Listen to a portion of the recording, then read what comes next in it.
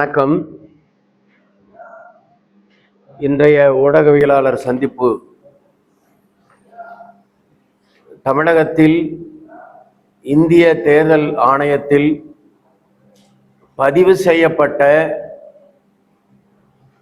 OBC மக்கள் உரிமை கட்சி, ஆங்கிலத்தில் party for the rights of OBCs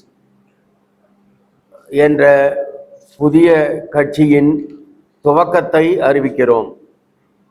இந்திய துணைக்கண்டத்தில் ஓபிசி மக்களின் உரிமைக்காக இதுவரை எந்த ஒரு அரசியலமைப்பும் கிடையாது. ஆக ஒவ்வொரு தனிமனிதன், அவர்கள் குடும்பம், சமுதாயம், இவர்களின் ஜீவாதார பிரச்சனை கல்வி, வேலை வாய்ப்பு, சமுதாய மேம்பாடு, பாதுகாப்பு ஆகியவை. இந்த ஜீவாதார பிரச்சனைகளை அடிப்படையாக கொண்டு இதில் இந்திய அரசியல் சாசனம் ஓபிசி மக்களுக்கு கொடுத்த உரிமைகளை, வாக்குறுதிகளை, அடிப்படை உரிமைகளை பெற்றெடுத்தே தீர்வது என்ற ஓர் உறுதியுடன் ஆரம்பிக்கப்பட்ட கட்சி இதுவாகும். இதுவரை பல அரசியல் கட்சிகள் இருந்த போதும் அந்த அரசியல் கட்சிகள் எல்லாம் மக்களின் அடிப்படை ஜீவாதார பிரச்சனையான கல்வியை பற்றி பேசுகிறார்கள். ஆனால் தரமான கல்வியை பற்றியோ, அந்த தரமான கல்வி மூலம் பெறக்கூடிய அறிவு, அந்த அறிவு அந்த வீட்டிற்கும் நாட்டிற்கும் பயன்படக்கூடிய அறிவாக இருக்க வேண்டும் என்பதை பற்றியோ அக்கறை கொள்ளவில்லை. அதே போல் வேலை வாய்ப்புகளை பற்றி பேசுகிறார்களே ஒழிய, அந்த வேலை வாய்ப்புகள் நிரந்தரமானதாகவும், அந்த வேலை வாய்ப்புகள் அவர்களுடைய குடும்ப நிலையை, குடும்ப அங்கீகாரத்தை உயர்த்தக்கூடியதாகவும் இல்லை. அடுத்தபடியாக பாதுகாப்பு என்பது இன்று பெண்களிலிருந்து சாதாரண மக்களின் பாதுகாப்பு கேள்விக்குறியாக இருக்கிறது. ஆக இதுவரை ஆண்ட ஆளும் கட்சிகள் இந்திய அரசியல் சாசனம் அவர்களுக்கு இட்ட கட்டளையை மீறினார்கள். அவர்களுக்கு இட்ட கட்டளையை, இந்த மக்களுக்கு கொடுத்த வாக்குறுதிகளை பற்றி கவலைப்படவில்லை. ஆக எங்களது இயக்கம் முழுக்க முழுக்க தனிமனிதன், குடும்பம், அவர்களுடைய உற்றார் உறவினர், சமுதாயம், அவர்களின் தரமான கல்வி, தரமான கல்வி மூலம் பெறக்கூடிய அறிவு, அந்த அறிவு மூலம் பெறக்கூடிய வேலை வாய்ப்புகள், அவற்றின் மூலம் அந்த குடும்பமும் இந்த நாடும் பெறக்கூடிய பல நன்மைகள் ஆகியவற்றை அடிப்படையாக கொண்டு இயங்கக்கூடியதாகும். நாங்கள் ஏற்கனவே கடந்த 5 வருடங்களாக society for the rights of backward communities மற்றும் ஓபிசி ரைட்ஸ் ஆகிய இயக்கங்கள் மூலம் இந்த மக்களுக்காக தொடர்ந்து போராடி வருகிறோம். எங்களது obcrights.org என்ற சமூக வலைத்தளம் மற்றும் எங்களது சமூக ஊடகங்கள் ஒரு மாதத்திற்கு 1 லட்சம் இளைஞர்கள் மேல் பயன்படுத்தி வருகிறார்கள். எங்களது ஓபிசி மக்கள் மையத்தை ஒவ்வொரு நாளும் 500க்கும் மேற்பட்டவர்கள் பயன்படுத்தி வருகிறார்கள்.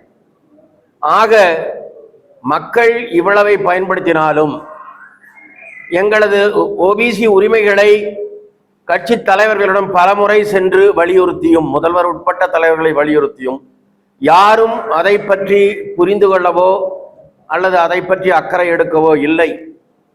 அதன் காரணமாகத்தான் ஒரு சேவை இயக்கமாக ஓபிசி ரைட்ஸ் SFRBC என்று இயக்கமாக நாங்கள் நடத்தி வந்த இயக்கங்கள் அப்படியே இருந்தாலும், அரசியல் செயல்பாடு, அரசியலில் ஒரு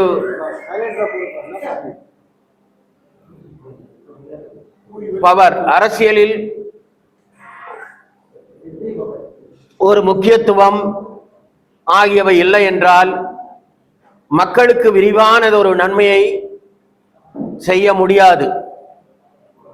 இந்த நாட்டில் எம்எல்ஏவிலிருந்து, எம்பியிலிருந்து, மந்திரி வரை பதவி ஏற்கும் போது ஒவ்வொருவரும் இந்திய அரசியலமைப்பு சட்டத்தின்பால் மாறா பற்று கொண்டும் அதன்படி நடப்பேன் என்றெல்லாம் உறுதி ஏற்கிறார்கள். ஆனால் இந்திய அரசியலமைப்பு சட்டம் 14, 15, 16, 38, 41, 340 ஆகிய பல்வேறு சரத்துக்களின் மேல் இந்த சரத்துக்கள் படி அவர்களுக்கு இந்திய அரசியல் சாசனம் இடப்பட்ட கட்டளையை, குறிப்பாக ஓபிசி மக்களுக்கு, SCBC socially education backward classes மக்களுக்காக கொடுக்கப்பட்ட மேம்பாட்டு நிலை, கல்வி, வேலை வாய்ப்புகள் எதையும் தரவில்லை. தமிழகத்தை பொறுத்தவரை 90% மேல் மக்கள் அப்படியேதான் இருக்கிறார்கள். எந்த தரவுகளின் அடிப்படையில், ஆணையங்களின் அடிப்படையில் 256 சமுதாய மக்களை பிற்படுத்தப்பட்ட, மிக பிற்படுத்தப்பட்ட சமுதாயத்தினர் என்று பட்டியலிட்டனர். ஆனால் அந்த மக்களின் குடும்பங்களை, அந்த மக்களின் இளைஞர்களை, குழந்தைகளை யாரும் கவனிக்கவில்லை. அதற்கு பதிலாக ஆண்டவர்களும் சரி, ஆட்சி பிரிவுகளும் சரி, அவர்கள் குடும்பங்களை சிறப்பாக கவனித்துக் கொள்கிறார்கள். எங்கள் மக்களுக்கு இத்தகைய ஒரு புறக்கணிக்கப்பட்ட நிலை, அவர்களின் பின்தள்ளப்பட்ட நிலையை மேம்படுத்துவதற்காகவே இந்த party for the rights of ஓபிசியை நாங்கள் தொடங்குகிறோம். நன்றி. அரசியல் கட்சியின் ஆதரவும் எங்களுக்கு கிடைக்கவில்லை. நாங்க போய் பலமுறை அவர்களிடம் வலியுறுத்தி சொன்னோம், அப்பா இந்த பேக்வர்ட் கிளாஸ் எம்பிசி எல்லாம் இப்படியெல்லாம் இருக்குது. ஃபார் எக்ஸாம்பிள், முத்தரையர்ல 21 பிரிவினர் இருக்கிறார்கள். அவர்களை ஒன்றாக இணைத்து கடந்த 1996 செல்வி ஜெயலலிதா அவர்கள் ஒரு அரசாணை பிறப்பித்தார்கள். அந்த அரசாணை இன்று வரை செயல்படவில்லை. சீர்மரபினர், டினோட்டிஃபைட் கம்யூனிட்டி, டினோட்டிஃபைட் ட்ரைப் என்று 2 சர்டிபிகேட் கொடுக்குறாங்க. அதுல டினோட்டிஃபைட் ட்ரைப்னு இருந்தால் தான் அவங்களுக்கு எல்லாவித மத்திய அரசின் சலுகைகளையும் கிடைக்கும். இது சீஃப் மினிஸ்டரிடம் சொன்னோம். சீஃப் மினிஸ்டர் நான் எல்லாம் பண்ணிட்டேன்னு அவங்க சீஃப் மினிஸ்டர் அவங்க அனௌன்ஸ் பண்ணாங்க. ஆனா இன்னைக்கு வரைக்கும் நடக்கல. இல்ல, அரசியல் கட்சிகள் இல்லைனாலும் இந்த நீங்க குறிப்பிட்ட மாதிரி இயக்கங்கள் உங்களுக்கு ஆதரவு தந்தாங்க. ஜாதி ரீதியான இயக்கங்கள் உங்களுக்கு பெரிய அளவில் ஆதரவு வந்துச்சு. ஜாதி ரீதியான இயக்கங்கள் ஒவ்வொரு சமூகத்திலும் குறைந்தது 10க்கு மேற்பட்ட இயக்கங்கள் இருக்கின்றன. எங்களது இயக்கத்தை பொறுத்தவரை எந்த ஒரு பிரிவு சமுதாய பற்றோடு, சமுதாய சமர்ப்பணத்துடன் இருக்கிறார்களோ, அரசியல் கட்சிகளில் பொறுப்பு வகிக்கவில்லையோ, அவர்களை மட்டும் இணைத்துத்தான் இந்த அமைப்பு ஏற்படுத்தப்பட்டிருக்கிறது. ஜாதிவாரி கணக்கெடுப்பு மிக மிக அவசியம். அரசியல் சட்டப்பிரிவு 340 பிரிவுப்படி ஒவ்வொரு 10 வருடமும் ஜாதிவாரி கணக்கெடுத்து எந்தெந்த சமூகங்கள் இடஒதுக்கீட்டால் பயன் பெற்றனவோ அவர்களை பின்னுக்கு தள்ளி பயன்பெறாத சமூகங்கள் முன்னுக்கு வர வேண்டும். இது அரசியல் சட்டப்பிரிவு 340, 342 ஏ ஆகியவற்றில் கட்டாயம். ஆனால் அதை இவங்க யாரும் செய்யல. அப்படி உண்மையா செஞ்சாதான் உங்களுக்கு ஈக்குவாலிட்டி, சமூக நிலை, அதாவது எல்லோருக்கும் சமமான வாய்ப்புகள் கிடைக்கும். அதே இப்ப எண்ணல. மத்திய அரசுல பாத்தீங்கன்னா ஓபிசிக்கு 51 வருஷம் கழிச்சு தான் உங்களுக்கு 41 வருஷம் கழிச்சு தான் இடஒதுக்கீடே தந்தாங்க. 1951ல கான்ஸ்டியூஷன் அமெண்ட்மெண்ட், 1992ல தந்தாங்க. அதுல ஓஎம்னு அந்த ஆர்டர் பிறப்பிக்கிறதுக்கு மறுபடியும் 1 வருஷம் எடுத்துக்கிட்டாங்க. ஸோ 41 அல்லது 42 வருஷம் ஓபிசி மக்களுக்கு இடஒதுக்கீடே இல்லை. அப்புறம் பாத்தீங்கன்னா அதுக்கு பின்னாடியும் இந்த 32 வருஷமா அந்த லிஸ்ட ரிவைஸ் பண்ணவே இல்லை. தமிழகத்தை பொறுத்தவரை இதே கதை தான். 1992ல பிசி எம்பிசின்னு பிரிச்சாங்க. அதுக்கு பின்னாடி இந்த லிஸ்ட்ல உண்மையாக பாதிக்கப்பட்ட சமூகங்கள் யார் யார் என்பதை கண்டறிந்து அவர்களுக்கு வாய்ப்பு தர எந்தவித நடவடிக்கையும் எடுக்கப்படவில்லை.